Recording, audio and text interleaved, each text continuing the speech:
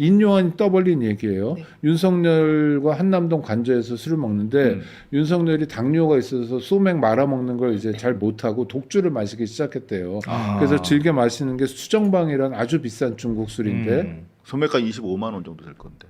아니 큰 병은 좀 더 비싸고 더요? 또 그것도 몽지람하고 수정방이 그 뭐죠 위스키랑 비슷해서 더 비싼 게 있고 막 그래요. 수정방도 레벨이 더 있어요. 네네네. 하여튼 그런데 그 대병을 한 병을 먹었다는 거예요. 둘이서? 근데 인요한이 심장 수술을 받았기 때문에 심장이 터질 것 같아서 카카 못 먹겠습니다. 아 인당 하나는 먹어야지 그래서 2병을 깠다는 거예요. 와, 그럼 네. 그 진짜 죽겠다. 그 심장 수술 외국에서 했다고 그래요. 근데 시계를 이렇게 윤석열이 보더니 이 땡땡 왜 안 와 그런 욕을 하면서 이땡땡? 네. 누군데요? 그게 나중에 들어온 사람이 박진희였대요. 당시 외교부 장관이. 이 씨가 성 씨가 아니라 이 새끼 뭐 이런 거. 지시대명사죠. 그래서 이 새끼라고 얘기했는데 저는 그런 말을 옮길 저거 인격이 아니어서 인격이 아니야. 나는 인격이 후져가지고 이 새끼라고 한 거야. 아니, 그러니까. 기자니까 정확하게. 그러니까 기자는 다 후진 인간들이 하는 거니까. 아니, 다는 아니지만 근데 하여튼 그러더니 저 박진희 들어오더래요. 그 2병을 다 마신 상태인데 윤석열이 또 한 병을 꺼내더니 셋이면 인당 한 병 먹어야지 그래가지고 3병을 다 마셔가지고 심장이 터질 뻔했다라는 얘기를 인요한이 한 얘기를 들었습니다. 인권연대는 정부나 기업의 지원을 사양하고 오로지 시민의 참여로만 운영하는 100% 순도의 민간 인권단체입니다. 네, 안녕하십니까. 12월 11일 뉴스 비평 1348회 시작하겠습니다.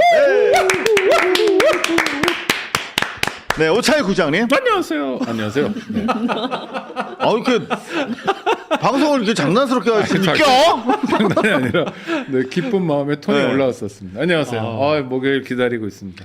저희 고발뉴스 시청자 여러분들도 아주 반가운 마음으로 여러분들 이렇게 특히 인권연대 네. 회원이 되어주세요. 네.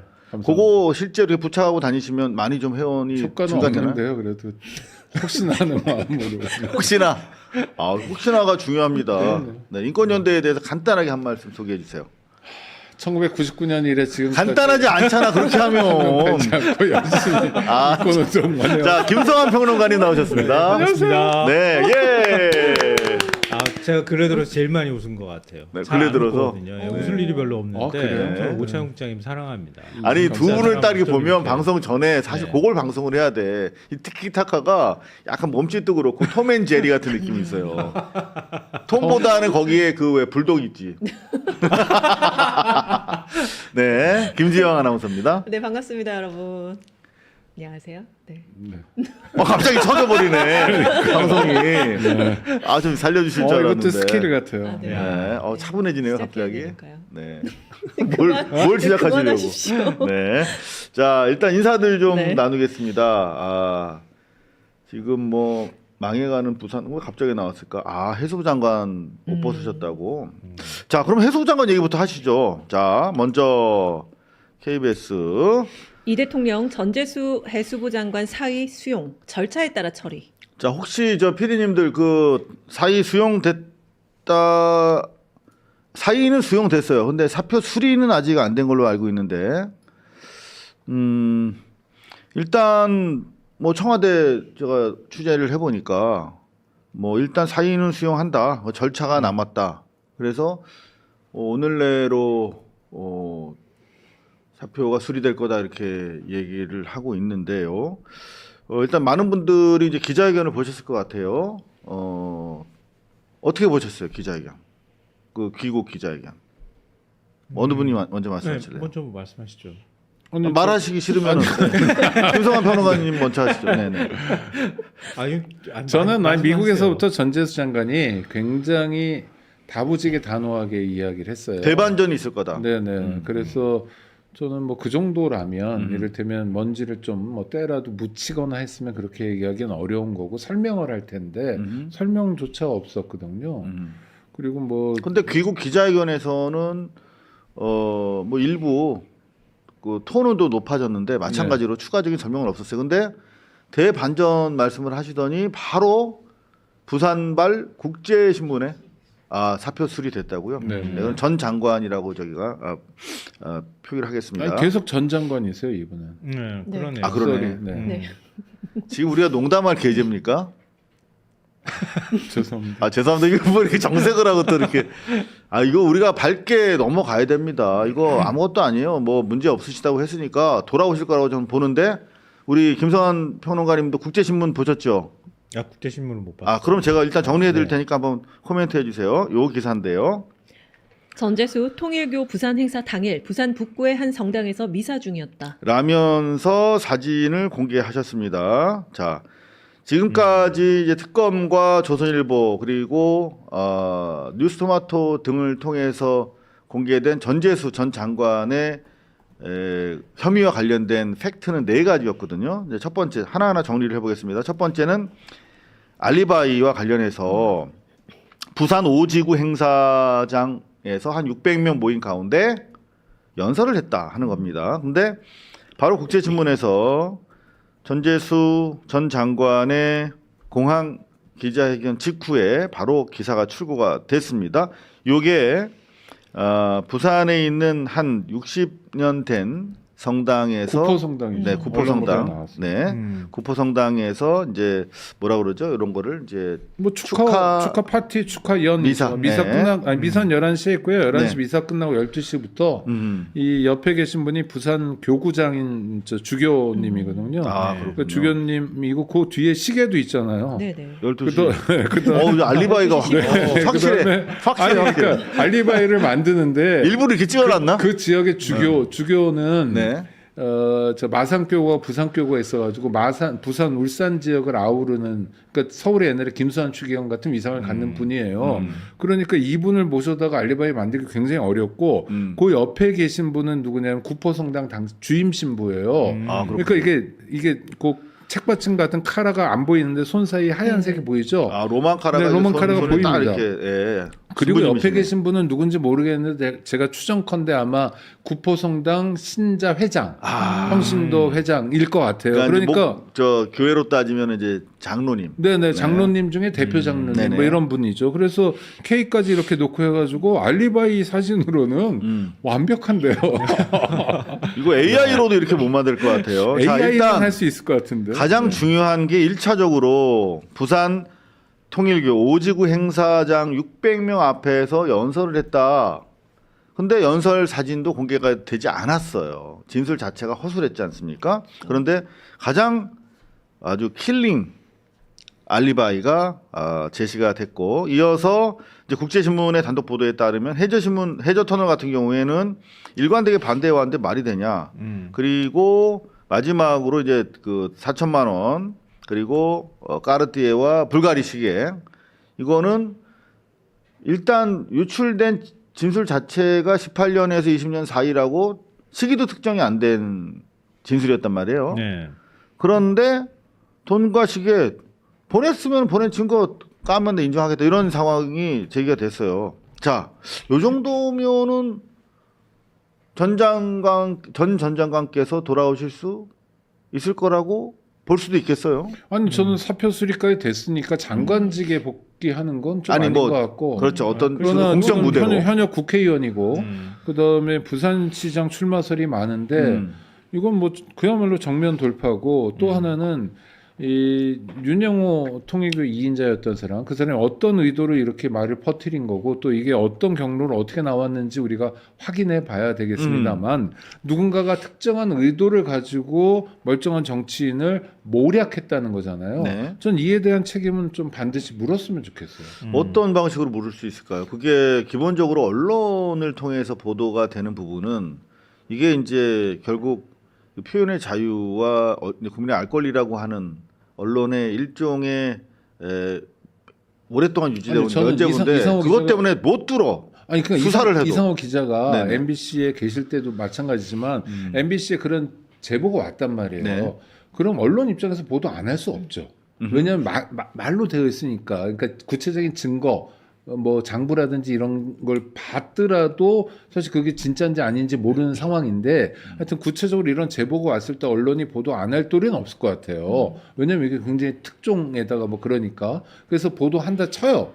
그러면 이제 그거를 준 쪽이 있을 거 아닙니까? 그러니까요. 그게 예를 들어서 뭐 김건희 특검팀에 반란을 일으키고 있는 일부 검사들의 장난인지 뭐 저는 그렇게 의심되기도 하고 몇 가지 의심되는 점이 있는데 국힘 쪽인지 뭔지 모르겠어요. 하여튼 누군가가 장난을 쳐서 언론으로 하여금 뭐 전재수, 정동현 이런 사람들을 공격하고 나아가 이재명 정부를 흔들기 위해서 네. 이 구도 내란 극복 구도를 흔들기 위해서 장난을 친 거라면 네. 좀 찾아서 그 사람들에게 책임을 물어야 된다고 생각합니다. 근데 찾는 방법이 어떻게 돼야 되는 거예요? 수사를 수사해야죠. 통해서. 근데 네, 이게 수사해야죠. 기본적으로 어떤 혐의가 적용이 가능할까요? 너무 많은 혐의가 적용 가능할 것 같은데요. 일단 명예훼손을 당했고요. 그 다음에 뭐 통일 뭐죠? 이 기재부 장관으로서 업무도 방해받은 거고. 명예훼손으로 누구를 의유를 해야 돼? 그럼 그러니까 고소장을 작성한다. 네네. 그럼 누굴 써? 처음엔 모르죠. 그러니까 SBS 특정이 안 되면 안 되잖아. 왜 안 돼요? 그걸 수사 과정에서 밝혀줘야죠. 그러니까 제가 왜 이렇게 구체적으로 조목조목 여쭤보냐면 네네, 좋습니다. 이게 오랫동안 언론에 의해서 장난돼 언론 플레이라고 그러니까. 하는 이름으로 이게 숱하게 장난질이 계속되고 있거든요. 당장 우리가 비근한 예로 우리 지금 최근에 은퇴 선언한 배우 조진웅 씨만 해도 네. 지금 전 조선일보 출신 기자가 그 거기 아니 그것도 들어가가지고 디스패치도 말도 안 돼요. 조준은 그것도 사실은 네. 대단히 문제가 있는데 뭐 소년법 위반으로 일단 뭐 피소가 되긴 했습니다만 그런 일이 너무 많아서 이 사안에 대해서 저도 오랫동안 고민을 해봤는데 네. 법원 가서 못 들어요. 아니 저는 그거는 증거가 있어야 되잖아요. 그러니까. 자 SBS나 뭐 한겨레가 특종을 했잖아요. 그럼 기자가 어떻게 취재했던 게 있을 거 아닙니까? 그럼 그건 수사 대상이어야 되고 저는 한겨레 기자도 수사에 협조해야 된다고 생각해요. 그런데 보통 그럴 때 도망가죠. 그리고 만약 압수수색 진행되면 스크럼 짜고 나와서 맞고 이러잖아요. 근데 그러면서 언론이 자유를 누리면서 이를테면 정말 독재 정권이나 윤석열 검찰 독재 정권의 탄압에 저항하는 게 아니라 이게 그냥 정말 자기들은 기사거리고 링크수 좀 올리는 정도의 이익을 받는 거고 그 대신 유력한 정치인도 죽일 수 있고 구도도 흔들 수 있고 국민들의 내란 극복의 의지에도 찬물을 끼얹을 수 있는 거라면 저는 그에 상응한 책임을 물어야 된다고 생각해요. 아니, 그러니까 당위론적으로 말씀하시는데 여태까지 못했지만 앞으로는 해야죠. 링크수 올리는 게 아니라 조회수 올리는 거고요. 네. 당위론적으로는 공감하지만 방법이 쉽지 않다. 쉽지 않죠. 네. 그러나 원래 수사를 우리가 통해서 할 수 있죠. 짠 배역은 이렇게 싸우고 이렇게 이거 말리는 거였는데 네. 왜 두 분이 이렇게 아 배역을 짰습니까 우리가? 그런 거 언제 아니에요? 짰어요? 아니 근데 저 충분히 공감하는데 네. 방법이 없어서 답답해서 여쭤본 거예요. 네. 아니 어쨌든 누가 뭐 봐도 지금 이거 언론에 아까 의한 지금- 농간인데. 네, 그거하고도 관련이 돼 있을 네. 것 같은데요. 저는 언론이 조금 당한 것 같아요. 제가 볼 때는. 그러니까 윤용호 전 본부장이 공판 때 한 발언 그리고 그 이전에 이제 특검 조서 내용에 돈 준 정치인이 더 있다. 특히 이제 민주당 쪽에 있다. 이 내용이 이제 흘러나온 거잖아요. 그게 이제 한겨레를 얘기하는 거고 나머지는 이제 공판 과정에서 주장했던 내용이 언론을 통해서 전해졌던 건데 중간에 제가 볼 때는 원래 기자들이 감이라는 게 있는 거잖아요. 윤용호 측에서 뭔가 장난을 쳤을 가능성이 저는 있다고 봐요. 저도 빙고 요쪽에 네. 좀 방점을 왜냐하면 공판 과정에서 자기가 편파 수사 당했다 이렇게 주장을 했거든요. 그렇죠. 자기 와이프까지 깠다 그거 네. 아닙니까? 네. 그 근거로 제시한 게 바로 이제 민주당 정치인이 들어가 있는데 그쪽은 수사 안 했다 이런 논리거든요. 근데 지금 얘기를 다시 종합을 해보면 수사를 안 할 만한 이유가 있었던 것 같아요. 지금 오늘도 특검이 밝혔던 것처럼 기자들이 막 이것저것 막 물어오는 바람에 뭐 15명이니 10명이니 이런 얘기했는데 오늘 특검이 밝혔잖아요. 5명이라고. 5명이라 밝혔고 그 5명이 전재수, 정동영, 임종성, 나경원, 김규환 이렇게 5명이에요. 근데 특검이 수사 대상으로 삼고 지금 수사를 한 것은 그 2022년 2월에 있었던 한반도 평화 서밋 그걸 기점으로 해서 조직적으로 통일교가 국민의힘과 윤석열을 지원하기 시작했다. 그걸 보는 거란 말이에요. 조직적으로. 네.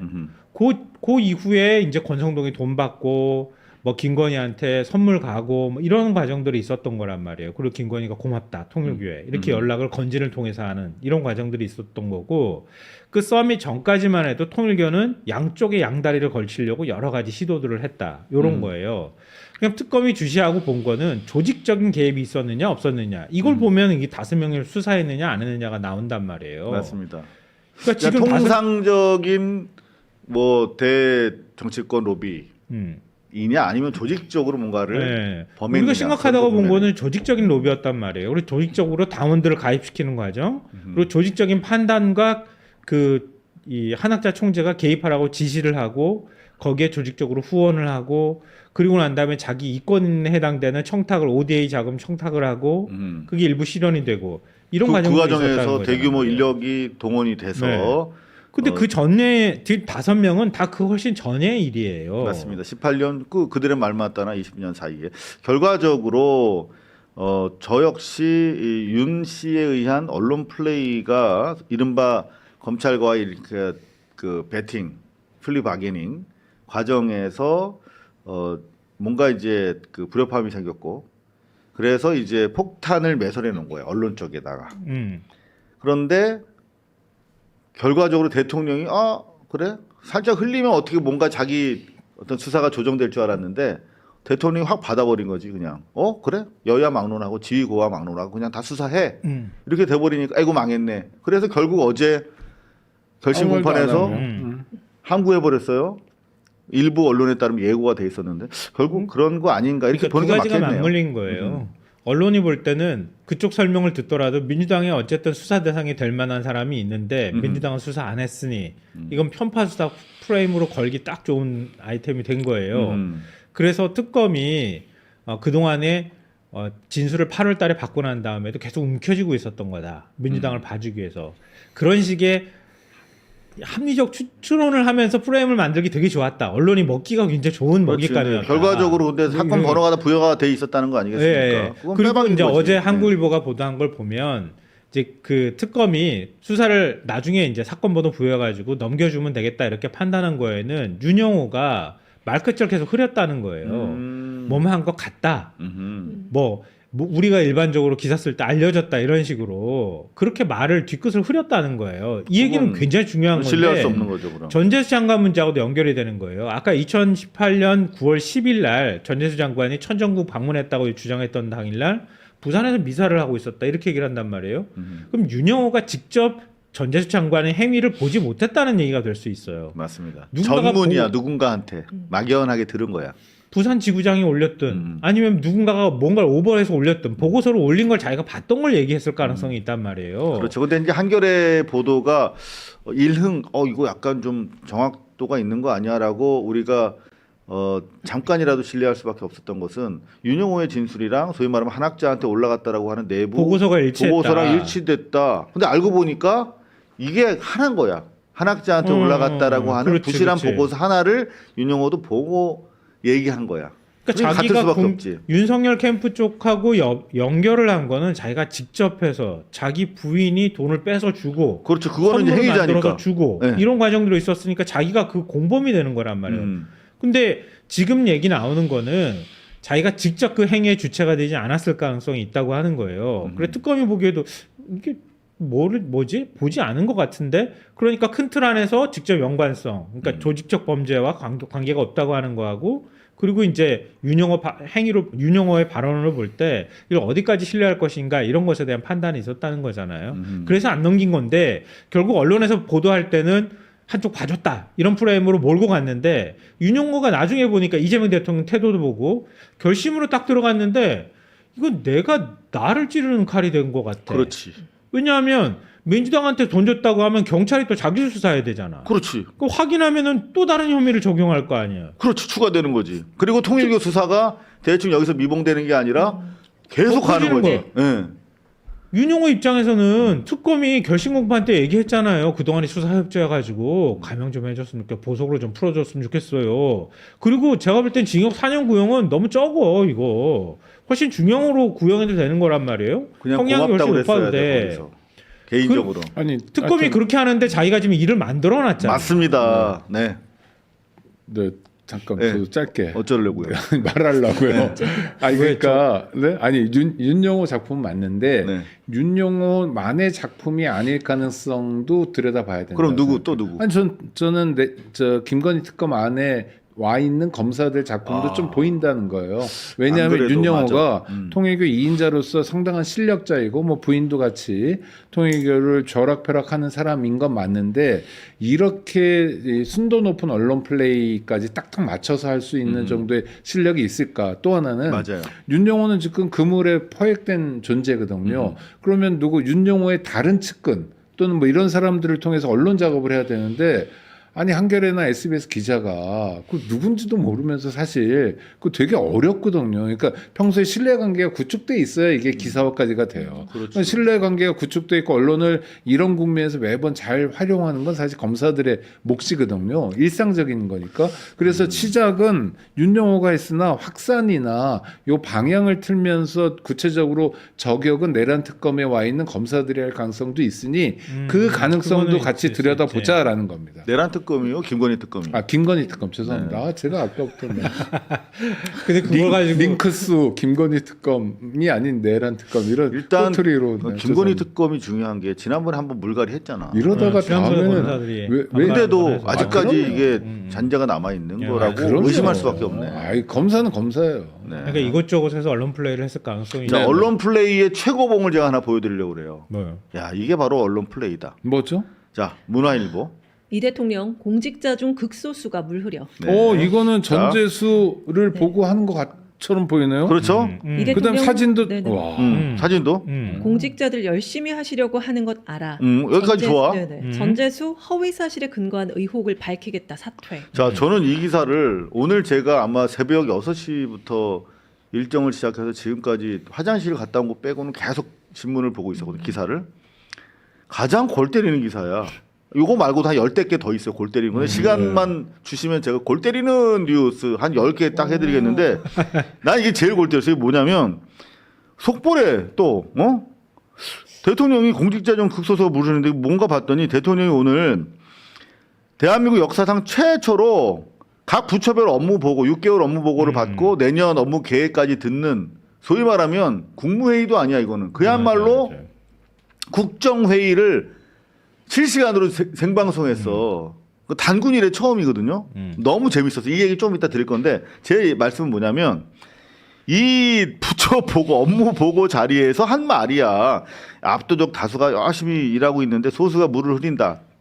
끝. 일반론이잖아요. 일반론이야. 네. 근데 맨 마지막 한편 갑자기 전재수 장관 얘기가 나오는 거야. 끼워 맞추기. 그러면서 마치 전재수 장관이 혐의가 있어서 물을 흐리고 있는 자다라고 마치 대통령이 지적한 것처럼 야 이 문화일보 아니 여기 임정아 이 새끼야. 아니 저는 임정환 모르는 기자예요. 그래서 그냥 편하게 얘기할 수 있는데 임정환 기자 바이라인에 이 사람이 있으니까 이 사람이 쓴 기사 같긴 한데 이 사람보다는 저 안에 앉아 있는 데스킹 보는 어떤 높은 분들의 형님. 작품으로 보여요. 똑같은 거야. 기자는 자기 이름을 걸고 그렇죠. 제목이 오염되는 걸 막을 의무가 있는 네. 거예요. 서로 윗선에서 이렇게 맞아요. 장난치더라도 좀 심하네요. 김 부장, 씨발 이거 제목이 뭐야? 내가 그럼 기사를 이렇게 되는 거고. 네, 일부를 그렇게 올렸냐 뭐 이러면서 싸워요. 그래서 책임지라고 바이라인 건 거 네, 아닙니까? 네. 임정환 임 기자도 야단 맞아야 되겠네요.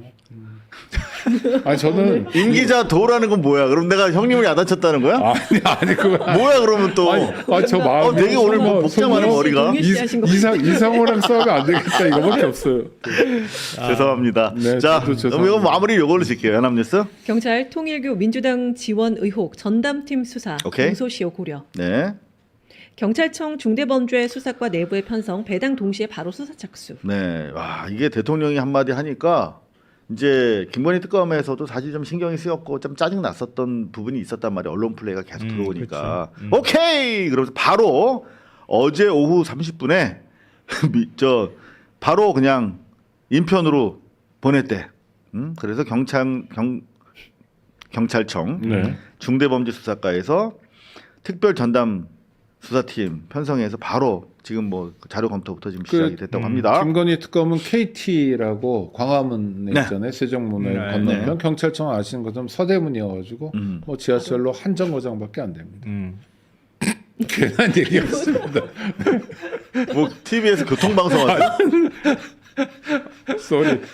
아니 뭐라도 이렇게 하려고 정보를 우리 시청자들 네. 아니 인편으로 보냈다. 보냈다 그래서 인 보낼 어떻게 만한 인편으로 거리다. 아깝기 보냈나, 때문에 이거 설명해 빨리 주신 할 수 거죠. 있었다. 근데 인편이란 말을 쓰지 안 쓰잖아. 안 뭐 쓰죠. 그 옛날에 그렇죠. 파발마 시절에 쓰던 게 이제 인편으로 네. 바로 보냈노라. 요즘 뭐 이렇게. 킥으로 보냈다거나 뭐. 퀵으로는 못 보내죠. 이거 보안을 요하는 아, 수사설이니까. 그렇구나. 아 직접 들려서 보냈다.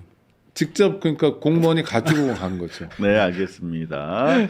자, 일단은 우리 전재수 전 장관이 되셨지만 지금까지 정황으로 봤을 때는 다시 공적인 자리, 뭐 부산시장이면 시장 돌아오실 가능. 요거 사실 돌파해내면 오히려 이게 위기가 기회가 될 수 있는 거예요. 아니, 부산시장 나가려고 마음 먹었어요. 아, 안 그래도 알고 있죠. 벗으려고 네. 했는데. 그렇죠.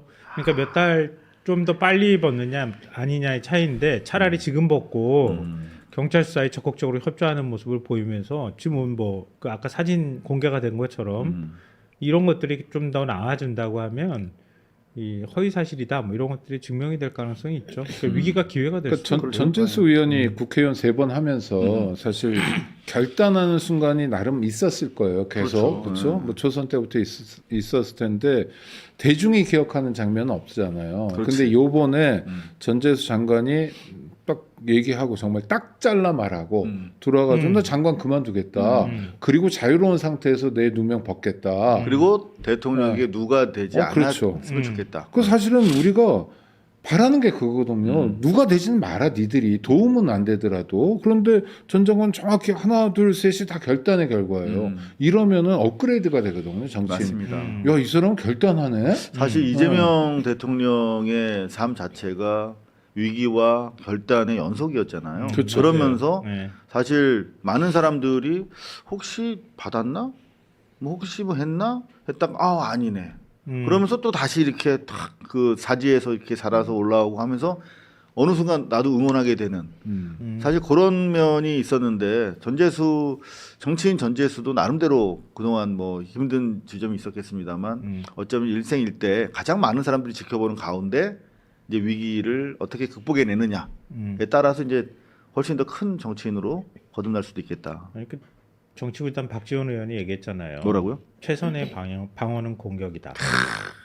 지금 최선의 방어는 공격이에요. 제가 볼 때는 그게 맞는 것 같고요. 제가 생각하건데 그 윤영호 씨 말이 좀 신빙성이 없다고 생각했던 딱 대목이 하나가 있었는데. 또 있었어요? 아까 아니, 말씀해 천정궁에서 하는 행사 600명 정도가 참석할 때 거기서 축사했대잖아요. 전재수 장관이. 그러니까. 600명이 봤다는 뜻이잖아요. 네. 그렇죠. 이 얼마나 확인하기 쉬워. 그러니까. 그렇죠. 근데 전재수 장관은 그거 나 그런 적 없다고 딱 그 해외에 머물 때부터 그렇게 얘기했거든요. 600명 그러니까. 앞에서 말을 할 기회가 있었으면 좋겠다. 아니, 아니, 그렇게 대규모 앞에서는 얘기를 못했다. 아무리 정치인이 네. 심지어 정치인이라 그렇게까지 하더라도 얘기했어요. 네. 정치인이라 하더라도 뭐 골프 친 거 몇 명 안 친 것도 나중에 사진이 공개되는 판에 그러니까. 600명 있는 자리에 갔었는데 안 갔다고 거짓말을 해? 그냥 안 갔기 때문에 거짓말을 안 갔기 때문에 안 갔다고 갔다고 말하는 한 거지. 거지. 만약에 안 갔다고 했는데 사진이나 한 장 덜컥 나오거나 통일교 신자들이 줄줄이 나 그때 봤는데 이러고 나오면 진짜 모양 빠지거든요. 아니, 근데 기스나죠. 이제 부인하기 이재명 어려워. 대통령도 기스나요. 근데 하도 우리가 이제 윤석열 일당 같은 경우에는 대한민국 5,200만이 봤잖아 계엄하는 거.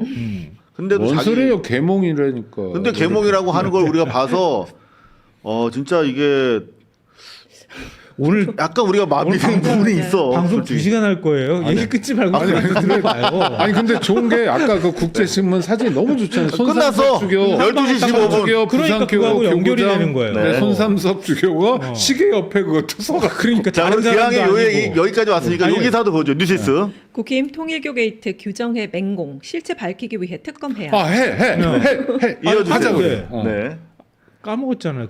아니 특검 하자고 한 맹공하면 저는 민주당에서 받고 통일교가 관련된 범죄만 살피는 특검을 하자는 거예요. 그래서 정말 돈 받고 이런 사람들 다 솎아내고 국회의원 한 100명이든 50명이든 집에 보내보자. 아니 근데 저는- 너무 재밌는 게 뭐냐면 네. 특검이 위원이라며. 그러니까. 근데 경찰로 넘어간 거 갖고 와가지고 우리 특검하자고 국민의힘이 얘기하는 거 그거 그럼 합법인가? 근데 그것도 하자고 그러잖아. 그러면 언제 우리가 그러냐 이런다 또. 아니, 그 사람들 논리에 기대서 평론하면 안 돼요. 아니, 맞아, 오류가 맞아. 생겨요. 나경원을 보내고 싶은가 봐. 근데 실제로 열심히. 이제 이런 그 빙봉 과정을 보면 네. 이거 즐길만 해요. 제가 봤을 때 우리가 스트레스 받을 필요 여러분들 없습니다. 오늘 한겨레 만평이 그거예요. 국힘 어떤 의사가 특검하자 그러니까 옆에서 입을 가로막고 미쳤냐. 너 지금 뭐 하는 거야? 자, 아니, 연합뉴스 생각나서 하나 제가 짧게 얘기할게 하나 생각났는데 시계를 2개를 줬다잖아요. 그렇죠. 까르띠에랑 불가리. 불가리. 응. 그 시계 2개 줬다고 하는데 정치인들은 보통은 그런 거 안 받아요. 받으면 안 돼. 그렇지. 왜냐면 딱 걸리거든. 그럼. 그리고 또 하나는 그런 얘기를 진짜 누가 아프게 얘기하더라고요. 노무현 대통령 네. 논두렁 시계. 노무현 대통령 옆에 있었던 사람이에요. 근데 그렇지. 그 시계가 떠올라서 시계를 받을 수 있었겠냐? 절대 안 받았다 그거. 네. 자, 연합뉴스가 요런 비평 기사를 냈는데 웬열? 통일교 논란 전공법 택한 이 대통령 내란 천상 동력 유지 포석. 아, 요렇게 우리 고발뉴스 봤나? 이거는 대통령이 자신감 있게 사실은 그 지휘고와 여야 막론하고 수사하라고 아주 계속 지시를 했단 말이에요. 그러니까 그 전날 정청래 대표 만나고 그 아침에 바로 이거를 입장을 냈는데 연합 눈에도 이렇게 보이나 보다. 그죠? 네. 그럼 내가 괜히 얘기했네. 연합도 보이는 건데. 아니죠. 연합이 아니, 어떻게 이런 따라간 인식에 거지. 도달하게 됐냐가 문제죠.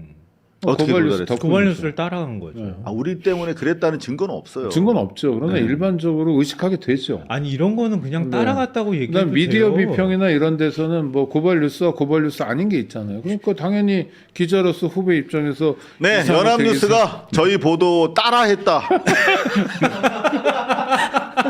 라고 김성한 평론가님께서 얘기해도 된다고 하십니다. 네. 자, 그러면 요 사태를 지금 강 건너 불구경 못하는 집단이 있어요. 바로 세계일보. 세계일보. 여태까지 세게 밀어왔거든. 통일부 수사 못하게. 근데 자기가 하고 자기가 웃으면 안 돼요.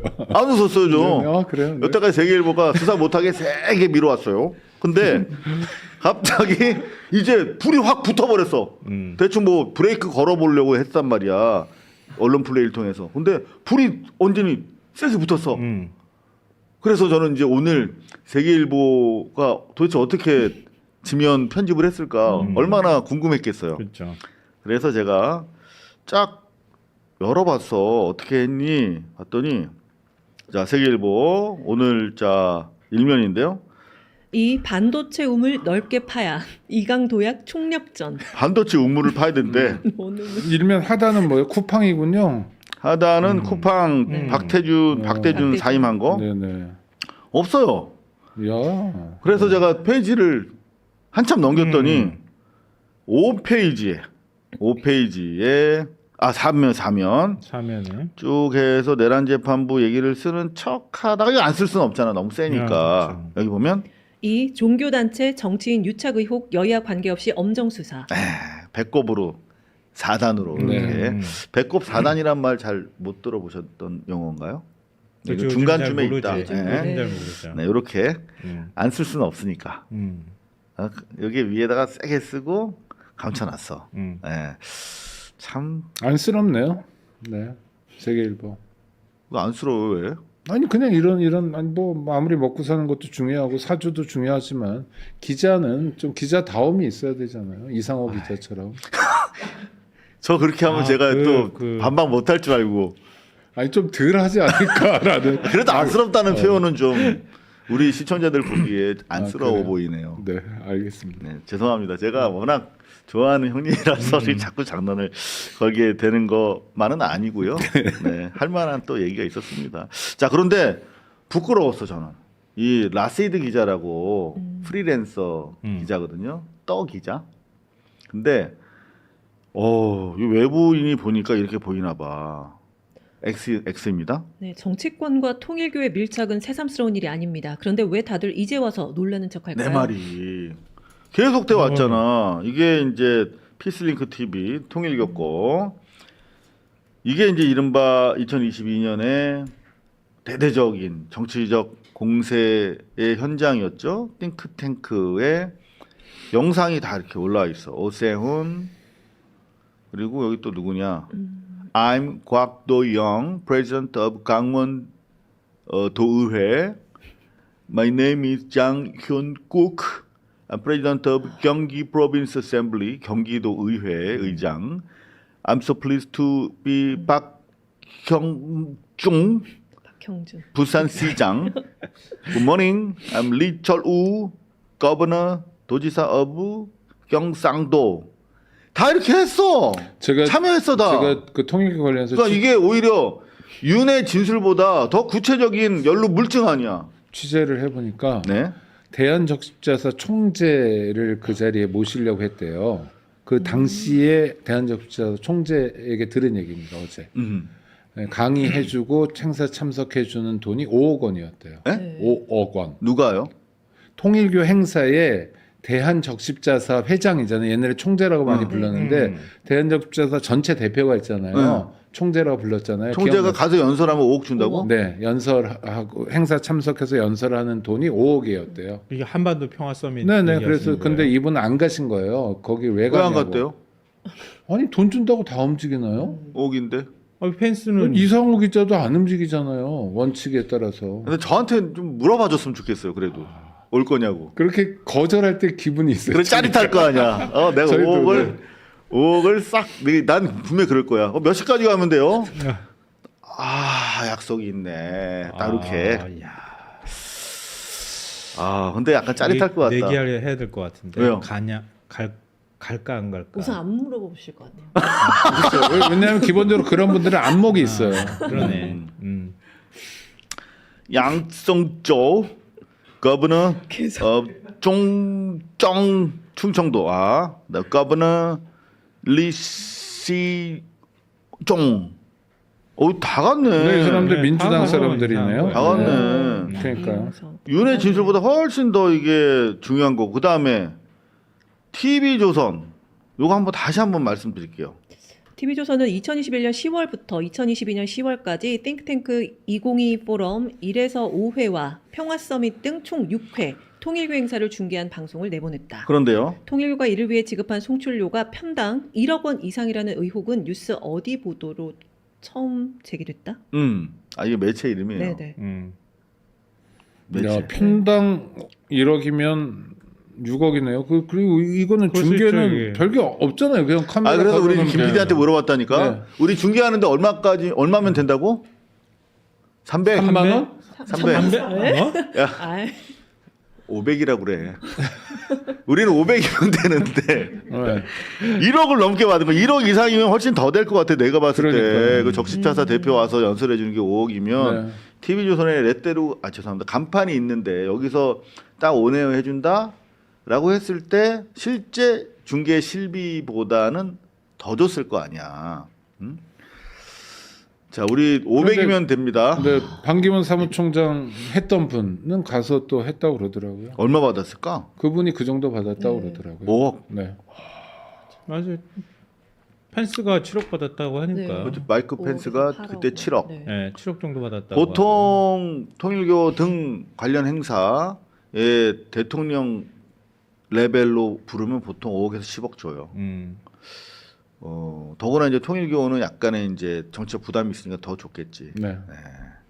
그러니까 자. 그날 이 행사 되게 재밌는 부분이 네. 윤석열이 펜스를 만났잖아요. 이재명 당시 후보는 안 만났고요. 그러니까 윤석열을 만나게 하려고 나경원이 부지런하게 움직였겠죠. 전화 통화했던만 보니까. 전화 통화 녹취록 나온 게 그 바로 이제 그거하고 연결. 내가 어레인지 할 수 있게 해줘. 그렇지. 그런 거거든요.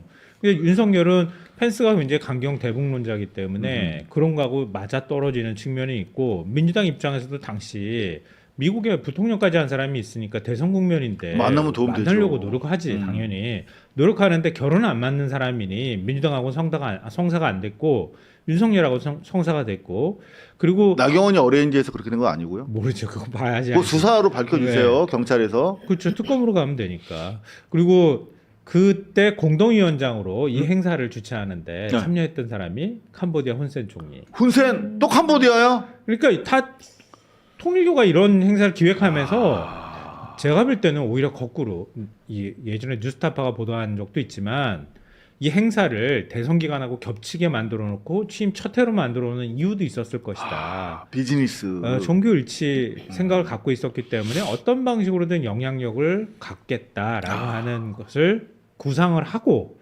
그리고 양쪽으로 대기도 하고 양쪽 후보들을 만나기로 하고 뭐 여러 가지 접촉들을 시도하고 그러다가 우리 참 어머님 눈에 윤석열이 딱 하고 들어와서 윤석열로 가라 이렇게 정리해 주니 저는 그렇게 생각해요. 전혀 다릅니다. 어. 왜냐하면 이재명 후보 쪽은 응하지 않은 거예요. 맞아요. 그러니까 맞아요. 정진상 당시 뭐 부실장인가 이 사람 막 찾고 연결해 맞아요, 보려고 맞아요. 그랬는데 네. 그러니까 나경원 같은 역할을 정진상이든 누가 해줘야 되는데 아무도 안 해준 거예요. 그때는 사실 누가 될지 모르는 상황이 그렇죠. 했으니까 그리고 통일교 영장 입장에서는 양다리 작전을 할 양들이 수밖에 가야죠. 없었는데 그런데 이재명 후보 쪽에서는 응하지 않았고 왜냐면 선거 때문에 급하거든요 지금 한 표라도. 한 표가 급하죠. 근데 통일교도는 국민 아닌가? 그럼 제가 그 표는 표가 아니냐는 거예요. 제가 그런 의도로 얘기한 거예요. 아, 그래요? 잘 서로 못 알아- 네. 결이 안 맞으니 네. 펜스하고 이재명 당시 후보가 만난다 하더라도 크게 도움이 안 되고 그러니 이재명 후보 쪽에서는 안 만난 거고 이쪽에서는 자기하고 딱 맞잖아 펜스하고 그러니까 적극적으로 가서 이재명의 리스크나 민주당 리스크 뭐 이런 대북 리스크나 여러 가지 것들을 공격하기 좋잖아요. 아 근데 호재가. 좀만 더 말씀해 주세요. 네네 아니 그 결이 저는 맞을 수도 있어요. 왜냐하면 결 맞고 자시고 어디서 실용주의자인데 그렇죠. 이제는 왜냐면 또 오른쪽에 가 있는 펜스 같은 사람이기 때문에 그런 걸 만나서 더 플러스지. 자기가 부족한 부분 네. 저 진보는 안보 쪽이 좀 취약한 거 아니야? 라는 막연한 오해를 극복하기 그걸 또 위한 펜스 칠 수 있는 거잖아. 펜스를 통해서. 그건 생각을 못했다 솔직히. 네. 근데 그러면 하여튼 그래서 저는 아니 그거 다 떠나서 거기에 500명만 모여 있더라도 대선 후보는 저것도 표기 때문에 저는 가야 된다고 생각하는데도 하여튼 어떤 메커니즘인지 모르지만 가지 않고 손잡지 않는 결단을 내리는 건 너무 잘했다. 그러니까 그쵸, 그때 뭐 정진상한테 그러면 영상이라도 보내줘 뭐 이러면서 또 딜을 했다는 얘기까지 나왔잖아요. 그렇죠. 그런데 응한 게 없잖아요. 그렇지. 응했다는 게 이게 맞아요. 그러니까 이재명 후보 또 대통령까지 쭉 오는 과정에서 쌍방울 김성태가 계속 만나자고 했는데 오프라인에서 한 번도 만난 적도 없고 그렇지. 그다음에 누가 바꿔주는 전화 통화로 짧게 네 안녕하세요 그냥 끊어버린 거밖에 없고 왜 나 이 전화 바꿔주냐고 나중에 화낸 야단치고. 거밖에 없고 그래서 살아남은 거죠 사실은.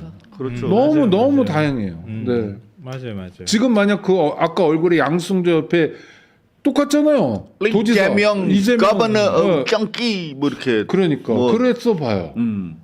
우리 그 사진 아마 난리 200번, 나지, 300번 봤을 거예요. 계속 언론만 KBS에 9시부터 난리 나지, 이재명 지금. 대통령도 여기서 이러고 있었습니다. 했는데, 뭐. 수사 아. 제대로 안 했다 이렇게 논리가 연결이 되겠지. 이재명 대통령과 그 주변은 제가 만난 지 한 20년 됐는데 그 일관되게 항상 요시찰 인물에 항상 수사를 그렇죠. 받고 있고 뭐 어느 정부여서 민주정부든 저쪽 정부든 간에 탄압 대상이었기 때문에 정말 조심한 결과가 결과적으로 이제 보면 우리가 통일교도 진짜 정의와 자유롭고. 헌법의 이름으로 자유롭게 척결할 수 있고 빚진 게 네, 없다니까. 그러니까요.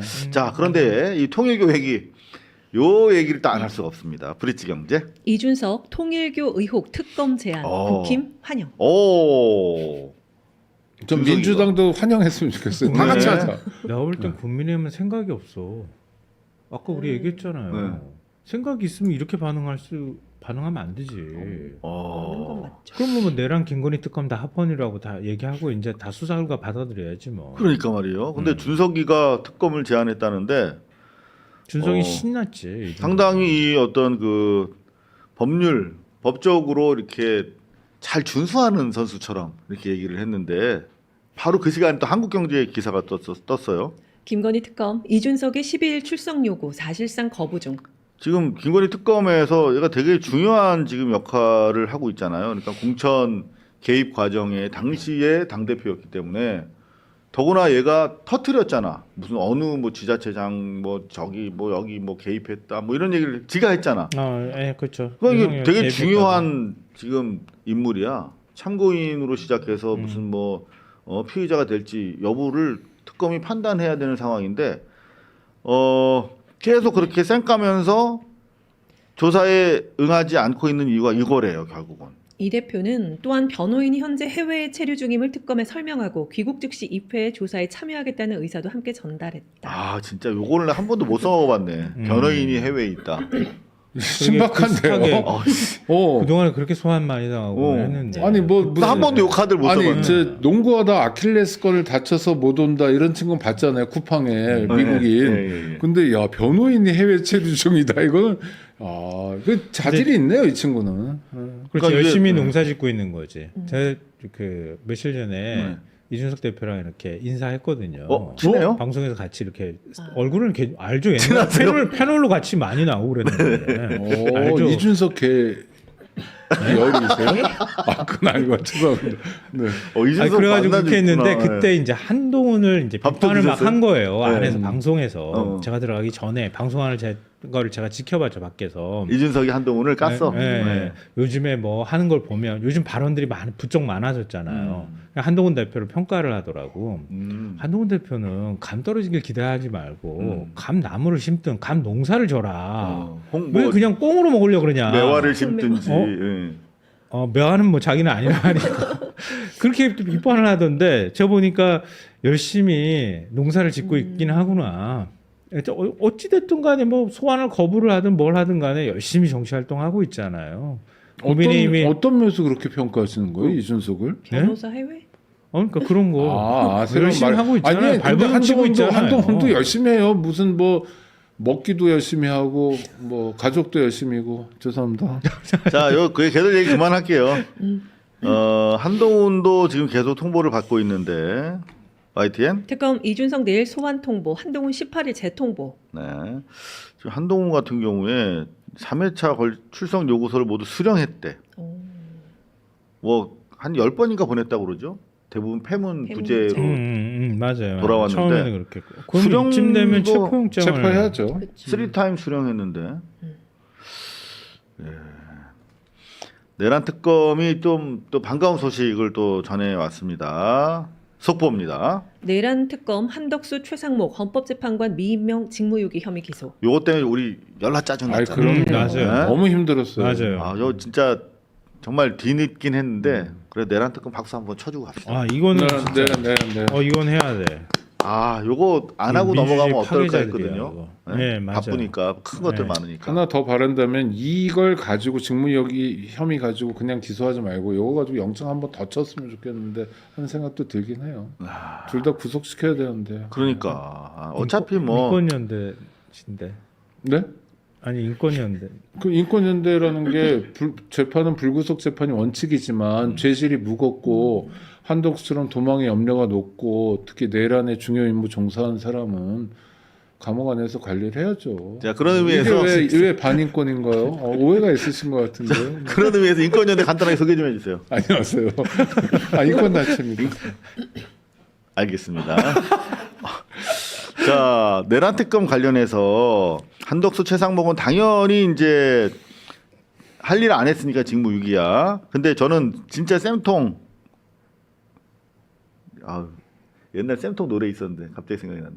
모릅니다. 그런 뭐였죠? 노래가 있어요? 뭐 통으로 끝나는 거 막 도라문 통막 이렇게 하는 거 있었는데. 네. 자, 얘들도 쌤통이야 나는. 요거요. 검증 절차를 네, 검증 절차를 무시하고 함상훈, 이완규 헌법재판관 후보자를 지명한 혐의로 한 전 총리와 김주현 민정수석, 네. 정진석 비서실장, 네. 이원목 공직기강 비서관 등을 각각 불구속 기소했다. 일단 이거 요것도 박수. 잘했습니다. 이거 근데 왜냐하면 괜히 잊혀졌어요 김주현이랑 그러니까. 안가 회동부터 해서 김주현이 얼마나 중요한 맞아요. 역할을 많이 했는데 일단은 헌법재판관을 이제 지명하고 여러분들이 하루 기소- 걸렸다는 거 아니에요? 그러니까 기소 같은 거 별로 안 당해 보셨잖아요. 네. 불구속이든 구속 기소든 일단 기소 당하면 재판 그때부터는 가야죠. 네. 재판 가고 형사 재판이 민사 재판과 달라서 아무리 가벼운 혐의로 재판을 받아도 형사 재판은 피고인이 되는 거예요. 그렇죠. 나라가 국가가 나를 그렇죠. 용의자로 지목한 거야. 음. 그래서 재판이 회부된 거야. 불구속 상태든 상관없어. 구속이든. 거기 가면 되게 단정해져요. 이렇게. 딱 아무리 자기가 확신이 있어도 유죄 무죄 확률은 50대 50이 딱 되는 거야. 그 순간에 들어가면. 아니, 근데 그래서 무거운 죄를 저질렀다고 의심받아서 그렇고 저처럼 가벼운 범죄면 네. 룰루 랄라 갈 수도 있고. 아니 지금 그 얘기 할 때가 아니죠. 네, 지금 죄송합니다. 무거운 범죄잖아. 얘들은. 얘들은 그렇죠. 얘들은 무겁죠. 그렇지. 얘들 얘기하는 거예요. 네. 자기 얘기하는 줄 알고. 인권연대 소개 좀 해주세요. 중요한 인권 단체. 네, 알겠습니다. 자, 제 말은 뭐냐면 어찌 됐든 간에 김주현이나 정진석, 이원모 요 선수들이 다 내란에 깊숙이 연결됐을 것으로 우리가 의심하는 자들이잖아요. 근데 여태까지 기소가 안 됐었잖아. 그러니까 맞아요. 최초에 일단 기소가 돼서 얘네가 탁 일단 맛이 가기 시작하잖아요. 그리고 그때부터 이제 얘네들이 스텝이 꼬이는 거야. 그러니까 저는 지금 뭐 첫술에 배부를 수는 없지만 그래도 특검이 잘하고 계시다. 이렇게 칭찬할 거 좀 칭찬하자는 취지로 말씀을 드렸습니다. 그리고 또 충격적인 거 하나 더. 노상원 일당 고문의 약물까지 계획문건 나왔다. 노상원 뭐 귀찮아서 대답 안 한다고 하는 그 싸가지, 바가지. 응? 그런데 정말 끝이 없어요. 끝이. 약물 계획까지 썼다는 거야. 뭔가 봤더니 구체적인 고문 계획까지 세웠는데 뭐 실제로 그 커터가 그 고문용이 맞는 것 같아요. 그죠?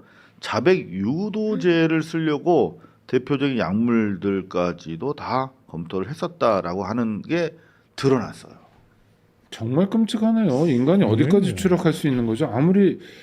아무리 자기가 군에서 자기는 더 승진할 것 같은데 못했다 하더라도 그 지 잘못인데 그것 때문에 앙심을 품었다고 하더라도 약물도 고문이에요. 그럼요. 근데 뭐 수거 이후에 다양한 방법으로 소각하는 그런 계획까지 계속 세웠던 것이 드러나고 아니 어떻게 있는데 2024년에 이런 악질 군인 전직 군인이지만 이런 사람들이 우리 사회 구성원으로 함께 있었죠.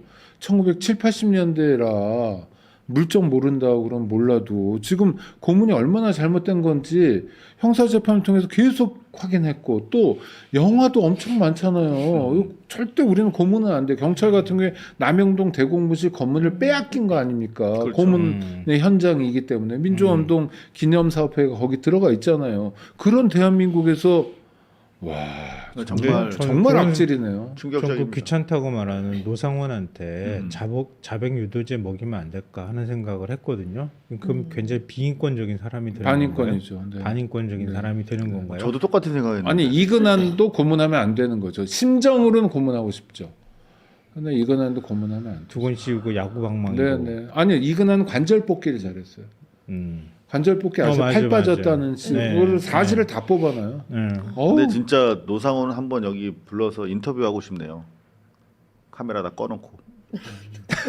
우리 스태프들이 등치도 좀 있고 저도 좀 한 등치 하고 그러니까. 아니 근데 이거 약간 좀 그 다른 얘기인데 뭐 약물 얘기 나와가지고 갑자기 생각이 났는데 그 우찬익 국장님이 뭐 인효환이 뭐 빼갈 먹었다는 얘기를 어디서 하셨어요? 윤석열이랑? 빼가리죠. 백주 중에 비싼 게 아니 수정방인데 인효환이 지금 어제 그 의원직 사퇴하고 이제 네. 턱혔잖아요. 근데 이 양반 그 술 잘 먹어요? 아니 그러니까 너무 놀라운 게 이 사람이 윤석열 사람이잖아요. 그렇지. 게다가 계엄을 옹호했는데 옹호했지. 어느 날 갑자기 윤 정부의 계엄 때문에 국민들이 고통받은 것 같아서 I'm sorry, 나는 반성, 나는 뭐 희생 뭐 이러고 집에 가버렸어요. 본업으로 가겠다고 뭐 이러면서 그럼 국회의원은 부업이었나 이런 것도 의문인데 그러네. 이 사람이 누구냐면 윤석열 술 친구인데 그랬어요? 네, 술 먹었던 장면 중에 하나 제가 제보받은 건 이겁니다. 인요한이 떠벌린 얘기예요. 네. 윤석열과 한남동 관저에서 술을 먹는데 윤석열이 당뇨가 있어서 소맥 말아 먹는 걸 이제 잘 못하고 독주를 마시기 시작했대요. 그래서 즐겨 마시는 게 수정방이라는 아주 비싼 중국 술인데 소매가 25만 원 정도 될 건데.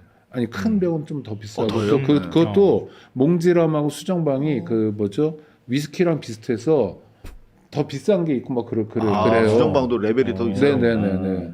하여튼 그런데 그 대병을 한 병을 먹었다는 거예요. 근데 그래서? 인여한이 심장 수술을 받았기 때문에 심장이 터질 것 같아서 카카 못 먹겠습니다. 아 인당 하나는 먹어야죠. 그래서 두 병을 깠다는 거예요. 와, 그럼 네. 이거 그 진짜 죽겠다.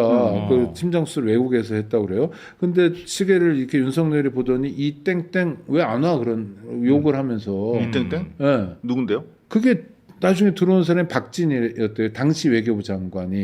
이 씨가 성 씨가 아니라 이 새끼 뭐 이런 거. 지시대명사죠. 그래서 이 새끼라고 얘기했는데 저는 그런 말을 옮길 저거 근데 인격이 아니어서 인격이 하여튼 아니야. 나는 인격이 후져가지고 이 새끼라고 한 거야. 아니, 그러니까. 기자니까 정확하게. 그러니까 기자는 다 후진 인간들이 하는 거니까. 아니, 다는 아니지만 근데 하여튼 그러더니 저 박진희 들어오더래요. 그 두 병을 다 마신 상태인데 네. 윤석열이 또 한 병을 꺼내더니 우와. 셋이면 인당 한 병 먹어야지. 그래가지고 세 병을 다 마셔가지고 심장이 터질 뻔했다라는 얘기를 인요원이 한 얘기를 들었습니다.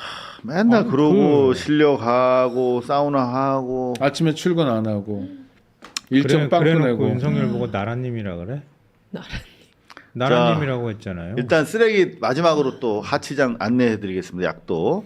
비상계엄 특별수사본부 15일 출범 특검 후속 조치. 자 이제 여러분들 요 정도 되면 이제 헷갈리시기 시작하실 텐데 아 왜 이렇게 뭐 그 이것저것 본부가 많어 이러실 텐데 경찰청 국수본 산하에 있는 거는 일단 특검 끝나면 그거 다 모아서 다음 그치. 후속 특검 때까지 일종의 은행 같은 역할 유지 보수 관리 추가 수사 이런 거 하는 거고 요 비상계엄 관련한 특별수사본부는 내란 특검으로부터 주로 받아가지고 국방부 내부에 이제 지난번 대통령 지시 사항처럼 뭐 우리가 오물풍선, 삐라풍선을 사전 1년 전부터 계속 뿌렸다 하는 그런 새로운 혐의들이 나오기 때문에 후속 수사를 하기 위한 국방부 자체 수사팀이다 이렇게 보시면 되겠죠. 왜냐면 지금 그 현직 군인 신분인 사람들이 있잖아요. 네네. 그러니까 사령관들도 다 지금 현직 군인 신분으로 군복 입고 지금 재판에 나오고 있단 말이에요. 그 수사는 지금 군에서 담당하고 있는 거예요.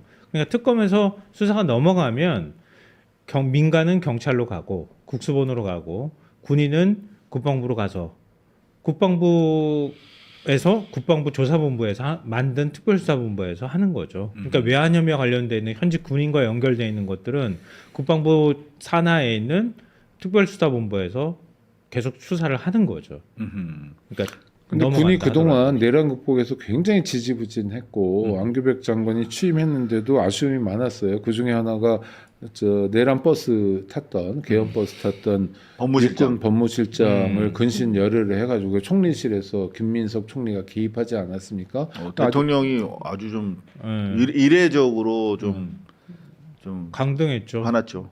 아니 뭐 화날 수밖에 없는 게 왜냐하면 화잘 그 안 되는데. 상황에서는 이 사람 법조인이거든요.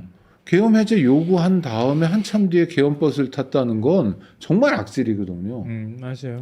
다른 사람이 타면 말리고 이렇게 하면 안 된다 해야 될 게 법무실장의 역할인데 같이 타버렸거든요. 30분 만에 돌아오긴 했지만 그건 사후적인 거고 그 사람이 근신 열을 한 다음에 멀쩡하게 나가서 변호사 개업하고 이 꼴을 봐야 되느냐 국민들이 전혀 아니죠. 그런 면에서 국방부의 과거 청산 또는 내란 극복 노력이 좀 되게 부족했는데 이게 전환점이 됐으면 좋겠고요. 네. 내란 극복이나 과거 청산을 위한 노력을 전혀 안 하는 조직도 있어요. 어디요? 국가인권위원회. 아 헌법 존중 TF 안 만들겠다 안창호 선생. 야, 어제 인권의 날인데 쫓겨났어 인권위원장이. 말도 안 되는 거죠. 게다가 대검, 검찰청도 지금 그런 태도입니다. 그래서 여기는 정말 심판받아야 될 조직들인 것 같아요. 검찰청은 심판받게 되잖아요. 이제 청 자체가 없어지니까 국가인권위원회도 좀 심판했으면 좋겠어요.